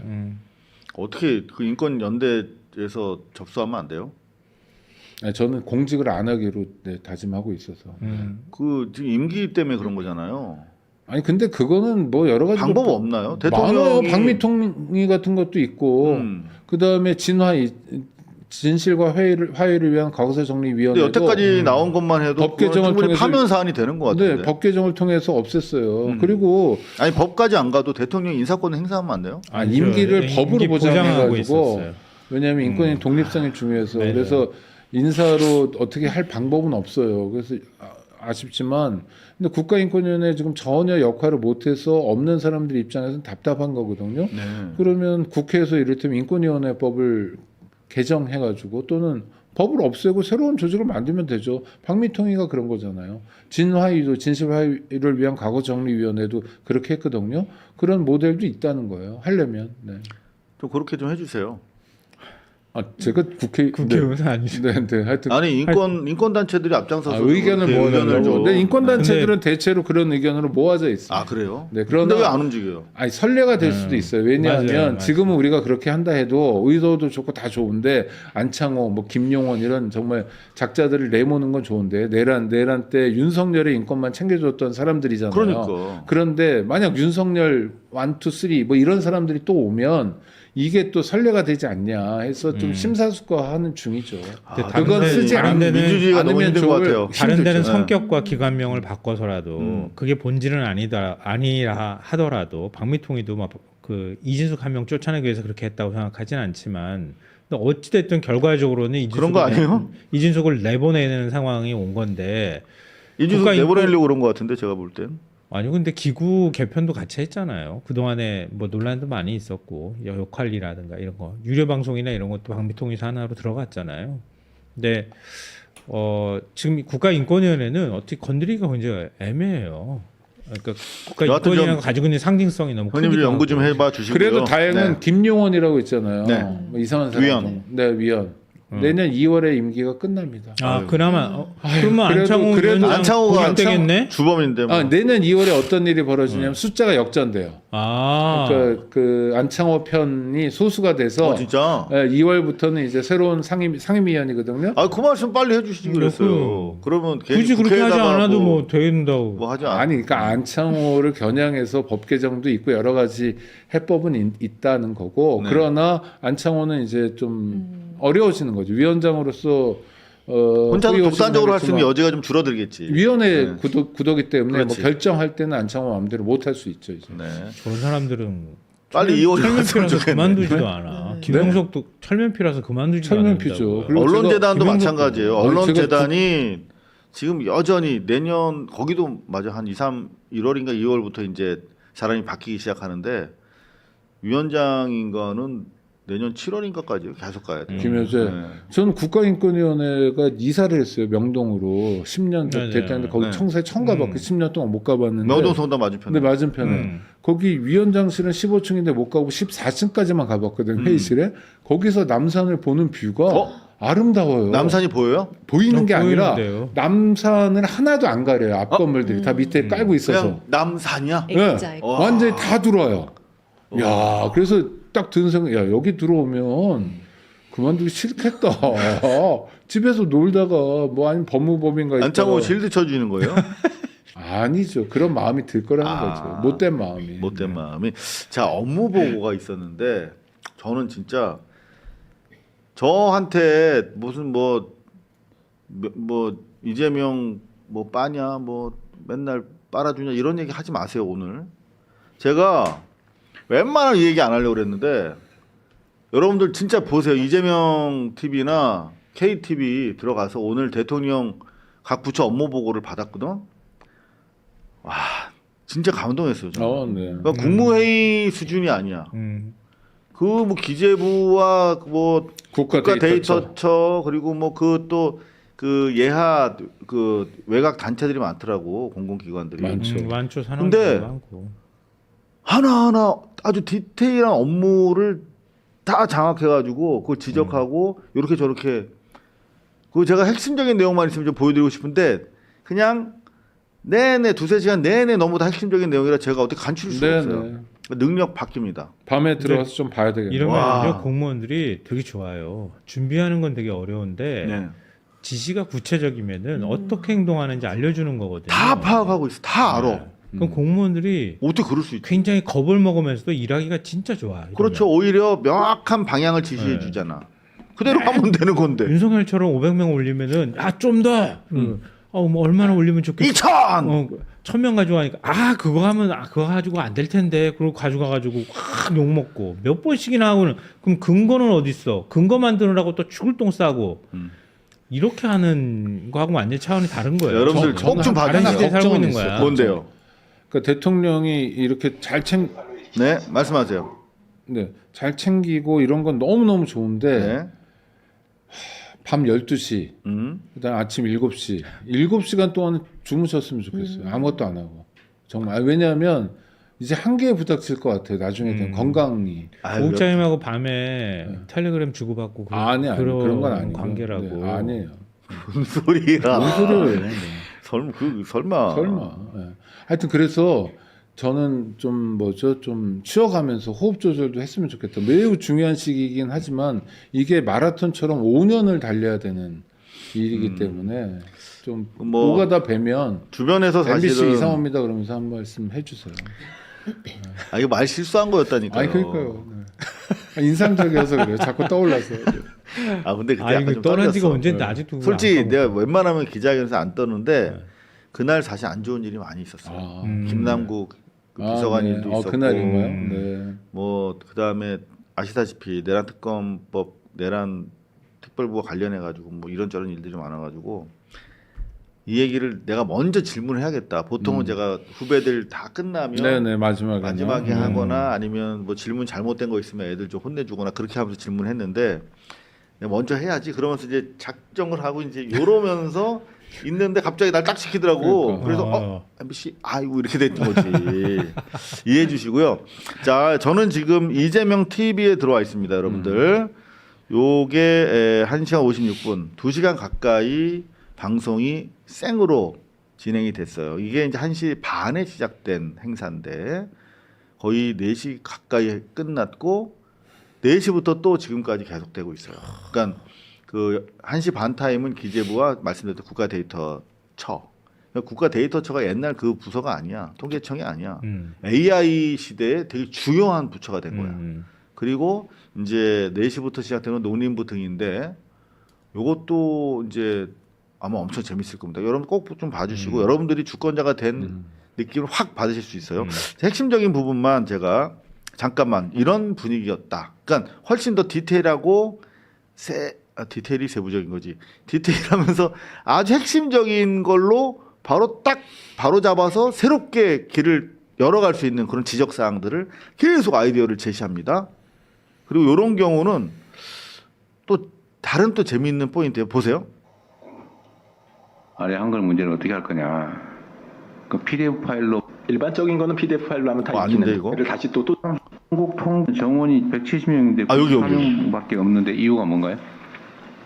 이번 그러니까 그 원래 좀 많이 잡아놨다고 합니다. 원래 여기 지금 현재 인원이 한 80명인데 TO는 180인가 되는 거야. 이상하잖아. 어느 뭐 산하 그렇죠, 기관인가 보죠? 네, 네. 국가 옛날 통계청 산하 기관이야. 근데 니네 왜 그거밖에 없어? 그렇죠. 하면서 왜 그런 문제가 생겼는지를 그럼 그게- 파악해 여기서. 어, 그래서 처리해. 많이 잡아놨는 네네. 거예요. 이거 언제 만든 거예요? 2011년입니다. 2011년에. 지금 이제 이거는 통계청이 있을 때 원 데이터를 관리하기 위해서 만든 외부 조직 같아요, 그죠? 그렇진 않고요. 지금 아니. 그렇지 않다니까 정보원이 바로 통계정보원이 만들어진 배경 처장이 나옵니다. 그 자, 데이터를 이제 헛소리 하고 있어, 헛소리. 별도의 기관. 하기 위해서 해놓은 거잖아요, 그죠? 네, 이게 결국은 데이터처의 본질적 업무의 한 부분 아니에요? 맞습니다. 네 그렇습니다. 과거에 그 조직과 인력을 확충하지 못해서 그러니까. 저희가 저렇게 만들어 놓은 겁니다. 저게 지금 앞으로도 얘기는 계속될 텐데 정부 조직을 무슨 확대해 가지고 뭐 큰 정부니 작은 정부니 이런 정치적 논란들을 막게 되니까 그걸 회피해서 사실은 정부 조직이 아닌 척하면서 은폐된 정부 조직을 만든 게 소위 소속 산하 기관들 아니에요. 이런 게 대표적이죠. 근데 이게 통계청일 때 하고 지금 국가 데이터를 체계적으로 관리하는 데이터처가 됐을 때 이 데이터청은 통계 업무에 더하게 된 새로운 업무를 해야 되는데 한국통계정보원이 지금 업무라고 정해놓은 게 데이터처의 핵심 업무 같아요. 그렇습니다. 이거 간파해버린 거야. 문제 어떻게 할지를 고민을 좀 하시죠. 저희- 뭐 숫자가 뭐 왜 숫자가 늘었냐, 공무원 늘었냐 이런 거 공격하는 거 신경 쓰지 말고 국가 행정을 효율적으로 신속하게 하기 위한 가장 적절한 방법이 뭐냐? 이렇게 바깥 조직으로 놔두는 게 맞냐? 아니면 그냥 아예 편입해가지고 국가 조직으로 편입해서 운영이 맞냐를 고민을 좀 해보세요.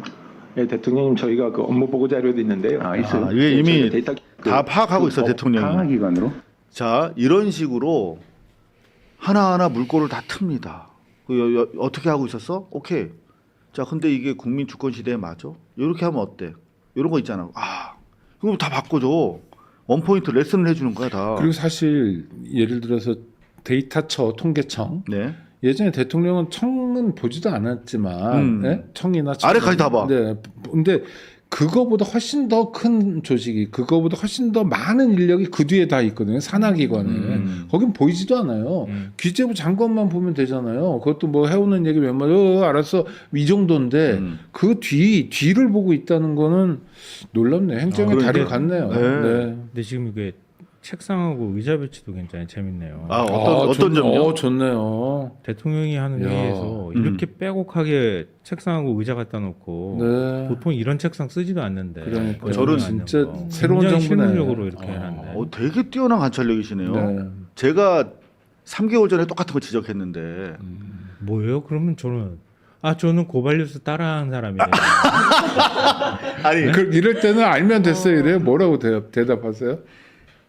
그 저기 취임 100주년 100일 기념식장 그 기자회견장에 갔는데 네. 기자들을 더 단상을 위로 올려줘. 네. 잘 보이라고. 그리고 기자들 책상이랑 대통령 책상이랑 똑같아. 그리고 의자도 우리 기자들 앉는 일반 의자 있잖아. 네. 접이식 말고 접이식처럼 생긴 그냥 일반 사무용 의자. 여기 사진에 보이는 의자. 네. 네. 대통령도 똑같은 의자 앉아 있더라고. 그러니까 장관이든 누구 저 대통령 비서실장이든 대통령 포함해서 모든 사람이 똑같은 의자에 앉아 있다. 이게 나라죠. 그래서 내가 찾아봤잖아. 네. 윤석열은 어떤 의자에 앉았나? 기자회견. 어떤 의자에 앉았을 것 같아. 뭐 팔걸이가 있어야 되고요. 예? 아니 그 있었는데 이게 민생 내가 토론회니 찾아놨는데 어쩌니 하면서 했던 지는 게. 또 단상 위에 올라가 있어. 이거 봐봐. 단상 위에 올라가 있고 무슨 뭐 이렇게 안락 이건 서 의자야. 있을 때고 앉아 있을 때. 안락 의자. 네. 여하튼 뭐 이 앉아 있는 게 그거 아니에요? 그 저 총선에서 지고 난 다음에 기자회견 한답시고 그때 기자회견 했던 거 아니야? 미안하다고 뭐 이러면서. 확실히 다릅니다. 확실히 달랐고 네. 오늘 또 그런 모습을 여러분들 확인하실 수가 있었는데 마지막 정리 국면에 또 예의 농담도 있잖아. 이게 계속 중간중간 계속 재밌게 진행을 해. 잠깐만 요 사진에서 네. 제목이 좋네요. 뭐라고요? 국민께 보고드립니다. 대통령이 보고받는 자리인데 그게 아니다. 유튜브 통해서 같이 보시자. 이 데이터 저 기재부 업무에 대해서 나라의 진짜 주인인 국민들께 이 사람들이 보고드리는 거다. 나는 매개다. 그렇지. 나는 그냥 머슴이다. 이 아까 아마 그 통계 지금 국가 데이터 첫 산하 기관일 텐데 네.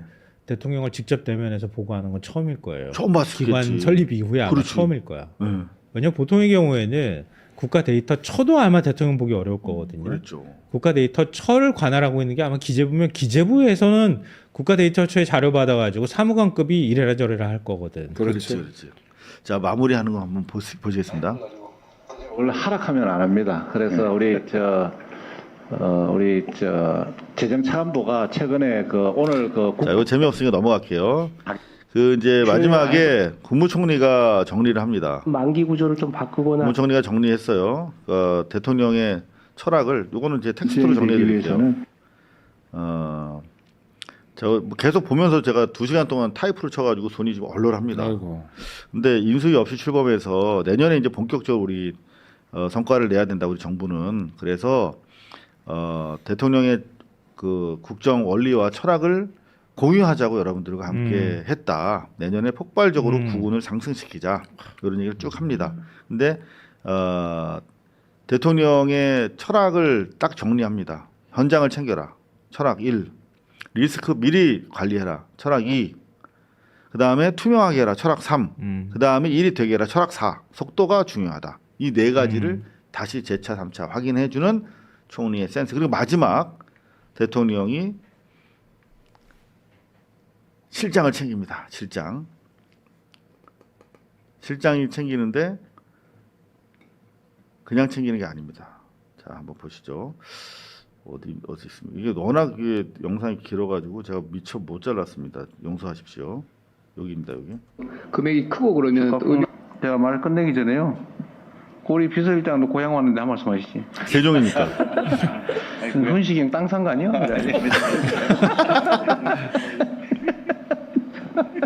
한 말씀 하세요. 네. 분식이 땅 산 거 아니야? 이거 유행어거든요. 네.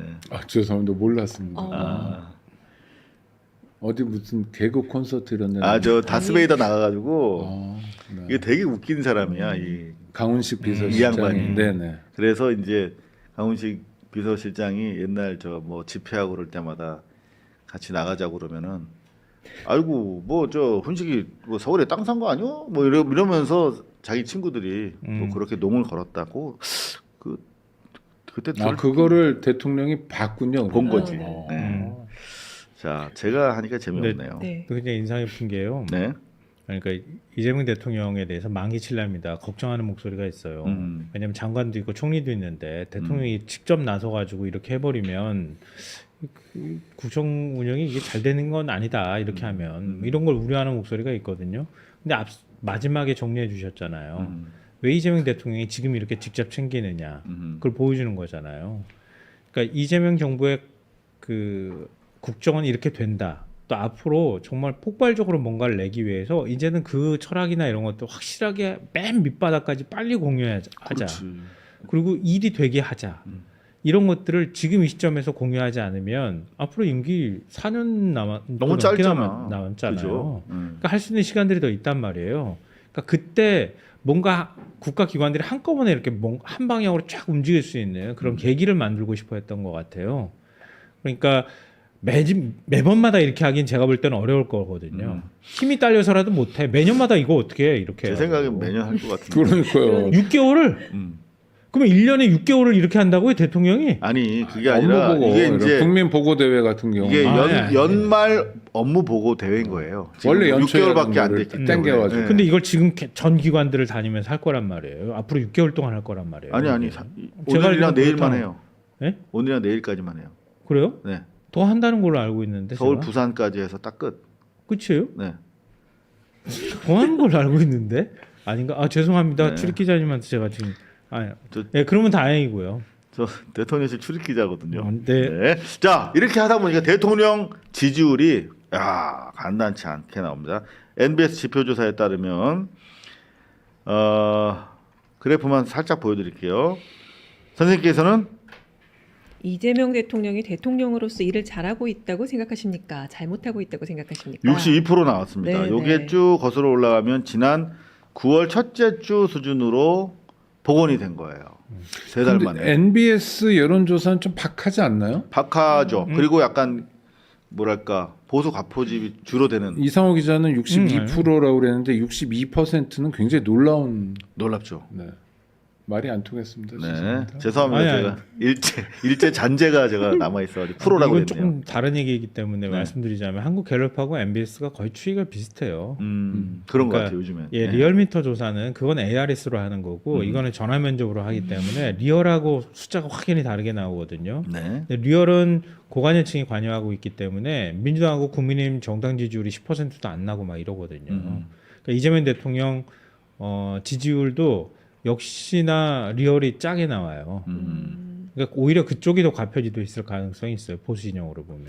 여튼 MBS 흐름을 여러분들 보셔도 그렇게 언론들 정치권을 동원해서 흔들어도 이 정도 나오고 있습니다. 취임 네. 6개월에 62% 정도면 굉장히 높은 거예요. 역대 3위입니다. 성공적이죠. 그렇습니다. 역대 3위. 네. 2등이 문재인 대통령이었죠. 네, 김영삼 문재인 대통령이 그다음에 1등. 네. 그분들은 이제 갈수록 쫙. 빠른 그쵸. 속도로 빠졌죠. 네. 근데 네. 이재명 대통령은 제가 봤을 때 오히려 거꾸로 80까지 올라가지 않을까. 네, 그러니까. 확신하고. 네. 쿠팡 강남 비밀 사무실에서 로비 총력 박대준 대표 진두지휘. 박대준이 이제 사퇴를 네, 했는데 그리고 이제 미국에서 진짜 놀랑머리 외국인이 왔어요 대표로. 자, 근데 강남 비밀 사무실에서 로비 캠프를 우렸다는데 한번 볼까요? 외부 간판도 없이 운영된 강남 비밀 사무실 쿠팡 내부 시스템에서도 검색 안 돼. 완전 비선이야. 어떻게 했대요? 박대준 대표, 조용우 부사장 등 고위 대관 라인도 근무. 수사 감찰 회피 목적 업계 의심. 정부도 전면 조사 착수. 자, 여기서 조용우 부사장이라고 하는 선수를 우리가 주목해야 됩니다. 사실 여러분들이 이미 다 아시겠지만 쿠팡이 로비의 전당이야.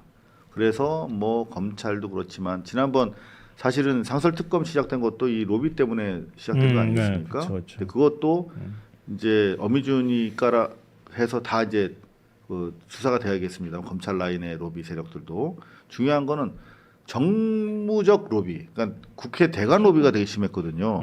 그 핵심 고리가 조용우라고 하는 사람이었는데 부사장으로 들어간 게 이제 바로 요 기사입니다. 25년 7월이면 한참 요 사태와 관련해서 이제 위기 관리가 시작된 네, 무렵이라고 보였습니다. 봐야 되겠습니다. 다시 한번 볼게요. 쿠팡 조용우 조국혁신당 전 비서실장 부사장으로 영입. 네. 세계일보 기자 출신 문재인 정부 국정기록 비서관 역임. 조용우라는 사람이 왜 중요하냐면 바로 확대해서 보여드리면 6, 7년생 세계일보, 문화일보, 동아일보 채널에 쫙 훑었어요. 그게 동아일보 기자라고 보는 게 다 제일 맞겠네. 네. 동아일보에 제일 네. 오래 있었고 그렇죠.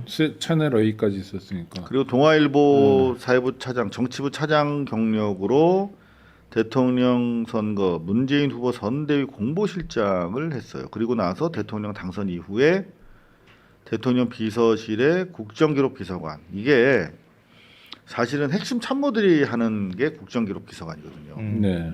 별로 하는 일 없이 정무적인 서포트를 하는 자리예요. 그러니까 대단히 그리고 노무현 대통령 때부터 국정기록물을 어떻게 할 걸 체계화했고 그 다음에 이제 법 위반 논란도 있어서 사실 중요한 자리이기도 하죠. 그렇죠. 네. 약간 무임소 비서관 비슷하기도 하고요. 맞습니다. 근데 실제로 하는 일은 대단히 정무적인 일을 한다. 네. 그리고 나서 바로 조국 혁신당 당대표, 조국 당대표의 비서실장을 갑니다. 그러니까 이미 제가 봤을 때는 대통령 비서실에서 정무적인 역할을 하는 비서관을 하면서 조국 민정수석과 긴밀한 케미가 형성이 됐다라고밖에 네, 볼 네. 수가 없고 웬만한 사람은 비서실장 아, 시키겠습니까? 그럼요. 그리고 이어서 정무실장을 합니다. 비서실장과 정무실장을 했다는 거는 조국 대표의 분신이다. 그야말로 명실상부가 오른팔로 봐야 되는 거예요. 그럼 자기 오른팔이 쿠팡에 가서 저짓거리를 하고 있는 것에 대한 조국 씨의 입장은 뭔가요? 입장을 내야 되는 겁니다. 이 정도 되면. 아니 없습니까 아직까지? 그러니까 자 한번 우리가 생각을 해보자고. 이런 사안이 발생했어. 그리고 조국혁신당이 대단히 중요한 레버리지 캐스팅 보트를 쥐고 있는 범여권의 중요 정당이야. 뭐 물론 이제 그 아직 20명은 안 되지만 그리고 여기 보면 조국 국회의원 보좌관도 했었단 말이야. 그러니까 조국 당연히 가장 우선적으로 조국혁신당이 로비를 했을 걸로 보는 게 맞잖아요. 그럼요. 아니 그리고 쌀을 제대로 못 씻으면 돌이 섞여가지고 이가 깨진다며요. 네. 이 대목에 적용시켜야 되잖아요. 이렇게 자기의 최측근인 최측근 중에 최측근이 쿠팡에 가서 부사장하면서 날라다닌 것에 대한 조국 대표의 책임은 어마어마하게 큰데요. 그렇죠. 이거는 실제로 강남의 비밀 사무실에서 그동안 로비를 하면서 주로 뭘 했겠어요? 대관을 했겠지. 그럼요. 전화하고 만나고 밥 사주고 그러면 카드 관련해서 주고. 조국 대표께서 스스로 먼저 입장을 성명을 해야 되는 거예요. 그럼요. 나는 뭐 이를테면 만나서 밥은 먹고 했지만 일체 우리 로비에 응한 적 없다. 아니면 아예 우리 전화 통화 만난 적도 없다. 라고 하면은 거짓말로 드러날 가능성이 높겠지. 네네. 지금 단계에서는. 네. 자, 이런 와중에 질문 하나 해도 돼요? 쿠팡 부사장으로 네. 그러니까 문재인 조국과 가까웠던 사람 뭐이 가요. 그러면 월급을 많이 주나요? 저 경우에는 월급 개념으로 안 하죠. 아, 그럼 스톡 옵션에다가 아, 계약금 같은 것도 저는 있을 거라고 봐요. 그렇지 이 정도요. 않고서 그렇지 않고서 지금 쿠팡의 부사장으로 간다라고 하는 의미가 지난 7월이라면 대단히 중요한 그러면 연봉 1, 2억 이런 수준이 아니라 장난이죠, 그거는. 아, 죄송합니다. 장난해서 훨씬 높은 수준의 뭐를 보장받는다는 거잖아요. 그렇죠. 그다음에 카드도 마음대로 쓸 수 있고. 실제로 지금 쿠팡에 가면은 뭐 우리가 이름 대면 알만한 분들의 보좌관 출신들이 많이 있어요. 뭐 제이모부터 시작해가지고 자, 그 사람 제이모가 네, 일단 그렇게만 네, 말씀드릴게요. 자, 그런 사람들이 대거 가 있습니다, 쿠팡에. 그러니까 뭐 법조 검찰 라인 말고도 대관하기 위한 선수들이 되게 많이 가 있는데 그 사람들의 국회 출입 기록이라든가 뭐 자료는 안 남겨 있겠습니다만 로비한 사안에 대해서 다 조사를 해야 된다. 네네 그래야 되겠네요. 그 하기 전에 조국 대표께서는 이 정도 되면 스스로 먼저 성명을 하시는 게 맞습니다. 좋겠다. 네. 3,400만 명이나 되는 국민의 개인정보가 털린 어마어마한 초유의 사태 앞에서 조국 당대표는 어떤 입장인지 궁금합니다. 근데 조국 당대표께서 기왕에 성명을 하시고 이것도 같이 좀 하셨으면 좋겠어요. 이게 34차 인사위원회 결과 보고인데 황현선 전 조국혁신당 사무총장이셨죠. 강미정 씨가 네, 네. 폭로했던 네, 네, 네. 내부 문제 관리 책임을 지고 사무총장직에서 내려갔던 분인데 이 분이 마침 이번에 복귀를 했는데 어느 자리냐면 조국 인재 영입 부위원장. 인재영입위원회 네. 성비위 여파 사퇴 황현선 임명. 최고위에서도 상당수가 그러면 안 된다라고 만류를 했다고 하는데 인재영입위 위원장이 누구라고요? 이런 경우에 조국이겠죠. 그렇죠. 당연직 위원장일 때 사실상 부위원장이 일을 하는 거거든요. 네네. 그렇다면 이 내년 선거를 앞두고 인재영입 부위원장은 사실상 공천권을 행사하는 요직 중에 요직이거든요. 네. 이분 역시 문재인 정부 치하에서 조국 수석과 손발을 맞췄던 선임행정관 출신이고 이런 정도의 커넥션이면 지금 쿠팡과 관련해서 성명하실 때 도대체 지금 무슨 일이 혁신당 내에서 이루어지고 있는지 국민들께 좀 보고를 하는 것이 맞지 않을까. 근데 너무 이러면 그냥 조국에 의한 조국을 위한 조국의 당에서 맴돌고 있는 거 아닙니까? 그러니까 사무총장 시켰던 사람을 다시 인재영입 부위원장을 시켜야 되고 이런 거면 인력풀도 굉장히 좁은 거고요. 이건 정치를 하는 정당의 면모는 아닌데요. 그런 것 동아리는 같은데요? 이렇게 할 수 있어요. 동아리나. 아, 동아리가 뭐 개모임. 아니구나. 맞다. 네. 동아리 아니고 오늘 보니까 지지율 4%까지 회복을 하셨던데 이럴 때일수록 이런 거 잘 지혜롭게 성명하시고 더 많은 국민들의 지지를 얻을 수 있는 방법을 고민하면 좋겠네요. 오늘 여기서 마무리 좀 해야 될 것 같은데요. 네, 그렇죠. 자, 함께해 주셔서 감사합니다. 인권연대에 대해서 간단한 소개하시면요. 좋은 단체입니다. 회원 가입하려면 어떻게 해야 돼요? 인터넷에 인권연대 가입하시면 웹사이트에 들어가고요. 후원하기 코너가 있습니다. 거기서 인적사항 몇 개 적어주시면 회원이 되실 수 있습니다. 정말 평생 소득공제 영수증도 발급해드립니다. 네, 평생 인권 문제에 대해서 오늘 뭐 코믹스럽게 이렇게 함께 방송해 주셨지만 정말 진지하게 많은 일 해오신 우리 오창희 국장께서 함께 하시는 인권연대 많은 분들이 연대해 주시면 좋겠습니다. 네, 그리고 감사합니다. 김성환 평론가님, 네, 저도 인권연대 회원입니다. 네, 저도 회원입니다. 네. 네, 한 말씀 많은 하시죠. 분들이 인권연대 회원 아이고, 가입해 주셨으면 좋겠습니다. 감사합니다. 네. 혹시 뭐 무슨 연대 없으세요? 무슨 연대? 평론가 연대 뭐 그런 거. 아, 아니 협회는 있더라고. 어, 있어요. 있어요? 네, 네. 그래? 몰랐네. 거기 회원이세요? 예, 거기도 회원입니다. 와. 나 심지어는 가입하자. 저는 가입하자는 이사가 숫자가 많긴 하지만 네. 제가 또 기획 이사기도 합니다. 나 진짜 나 몰랐어. 네. 평론가협회가 뭐 평론가- 이사회 구조로 돼 있어요? 그럼요. 야 웃긴 그러면- 웃기면 안 되지. 야 희한하네. 진짜로. 이따 검색해봐야겠다. 근데 왜 지들끼리만 해요? 나도 평론 많이 하는데. 입회 자격 같은 거 있어요? 자격이- 회비 내야 되는구나. 글쎄 자격 검증을 안 해봐가지고. 아니 회비를 내세요? 회비. 회비 냈죠. 네, 있죠. 그러면 회원증 네네. 같은 거 나와요? 아니 뭘 회원증까지 합니까? 그럼 평론가협회에서 인정하는 평론가가 되는 거예요? 와, 나 진짜 공인 평론가 국가 되고 공인은 싶다. 아니지만 지들끼리 공인하는. 우리 떠하나님? 아니 인권연대에서 그렇게 얘기하면 떠하나님? 지금 네, 저도 인권연대 회원입니다. 아이고, 감사합니다. 네, 여러분들 고맙습니다. 시청해주셔서 감사합니다. 아니 감사합니다. 회원 가입하라고 얼마나 그랬으면